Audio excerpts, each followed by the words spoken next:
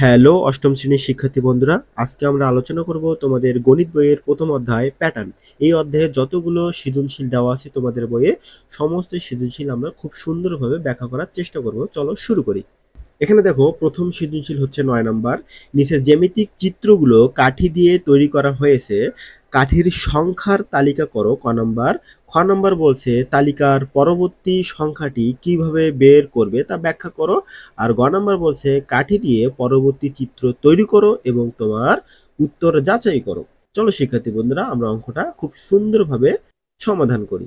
তো শিক্ষার্থী বন্ধুরা, আমাদের ক নম্বর কি বলছে? বলছে যে কাঠির সংখ্যার তালিকা করো, কাঠির সংখ্যার তালিকা। তো প্রথম চিত্র অনুযায়ী ক নম্বর আমরা লিখি।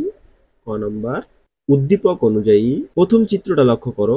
এখানে দেখো প্রথম চিত্র। হ্যাঁ, এটা হচ্ছে প্রথম চিত্র। তারপর দ্বিতীয় চিত্র হচ্ছে এটা, তৃতীয় চিত্র এটা। আমাদের প্রশ্ন হচ্ছে কাঠির সংখ্যার তালিকা করো, কাঠির সংখ্যা। তো প্রথম চিত্র দেখো, এটা একটা বক্স। বক্সের একটা কাঠি, দুইটা কাঠি, তিনটা কাঠি, চারটা কাঠি। তো প্রথম চিত্রে হচ্ছে কাঠির সংখ্যা 4। দ্বিতীয় চিত্র দেখো, তো আমরা তো জানি যে একটা বক্স মোট 4টা কাঠি দিয়ে তৈরি, ঠিক আছে না? 4টা কাঠি দিয়ে একটা বক্স তৈরি। তার সঙ্গে আরেকটা কাঠি, হ্যাঁ, তার মানে 5টা কাঠি, 6টা কাঠি, 7টা কাঠি। তার মানে 2 নম্বর বক্সটা হচ্ছে 7টা কাঠি দিয়ে তৈরি। তো 2 নম্বর বক্স, মোট 2টা বক্স কয়টা কাঠি দিয়ে তৈরি? 7টা কাঠি দিয়ে তৈরি। এখন আমরা 3 নম্বর চিত্রটা দেখি। 3 নম্বর চিত্রে 3টা বক্স দেওয়া আছে। তো আমরা দেখলাম যে 2টা বক্স মোট 7টা কাঠি দিয়ে তৈরি। তাহলে তৃতীয় বক্স অ্যাড করলে কয়টা কাঠি হয়? 7, 8, 9, 10টা কাঠি। অর্থাৎ 3 নম্বর বক্সটা হচ্ছে 10টা কাঠি দিয়ে তৈরি।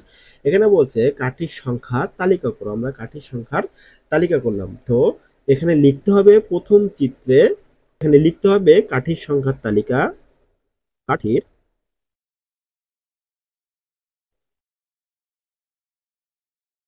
কাঠির সংখ্যার তালিকা 4, 7, 10।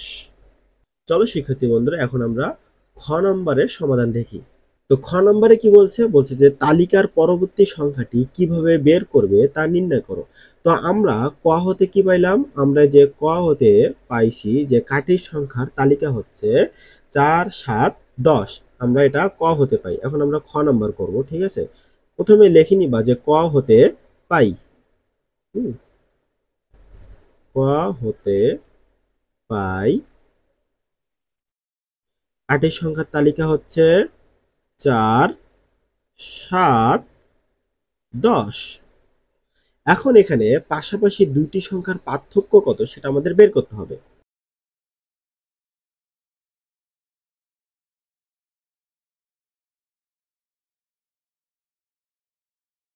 দেখো, পাশাপাশি দুইটি সংখ্যার পার্থক্য 4 থেকে 7-এর পার্থক্য কত? এখানে 3।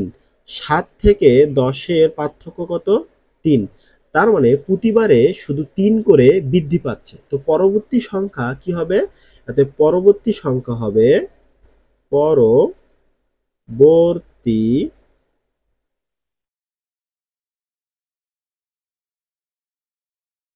পরবর্তী সংখ্যা হবে, এই যে 10-এর সঙ্গে যদি আমি 3 যোগ করি কত হয়?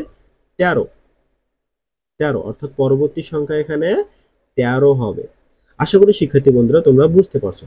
এখন আমরা গ নম্বরটা দেখি। এখন আমাদের গ নম্বরে পরবর্তী চিত্র নির্ণয় করতে বলছে এবং আমাদের উত্তর যাচাই করতে বলছে। অর্থাৎ আমাদের উত্তর, অর্থাৎ গ নম্বর চিত্রে, অর্থাৎ পরবর্তী চিত্রে কাঠির সংখ্যা 13ই হতে হবে, ঠিক আছে? চলো আমরা পরবর্তী চিত্র তৈরি করি। গ নাম্বার চতুর্থ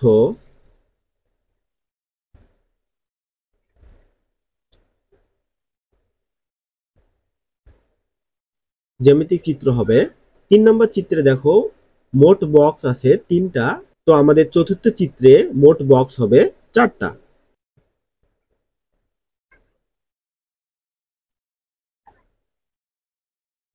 একটা বক্স, দুইটা বক্স, তিনটা বক্স, 4টা বক্স। তো 3 নম্বর বক্সে মোট কাঠির সংখ্যা কত ছিল? 10 ছিল, সরি 10 ছিল। এখন চতুর্থ চিত্রে কাঠির সংখ্যা আমাদের 13 হতে হবে, তাহলে আমাদের উত্তর ঠিক হবে। তো 10-এর পর 11, 12, 13। দেখো চতুর্থ চিত্রে মোট কাঠির সংখ্যা কিন্তু 13টি, অর্থাৎ আমাদের উত্তর সঠিক, অর্থাৎ আমাদের চিত্রের সাথে আমাদের উত্তরের মিল আছে। ঠিক আছে, আশা করি শিক্ষার্থী বন্ধুরা তোমরা বুঝতে পারছো। চলো আমরা পরবর্তী সৃজনশীলটা দেখি।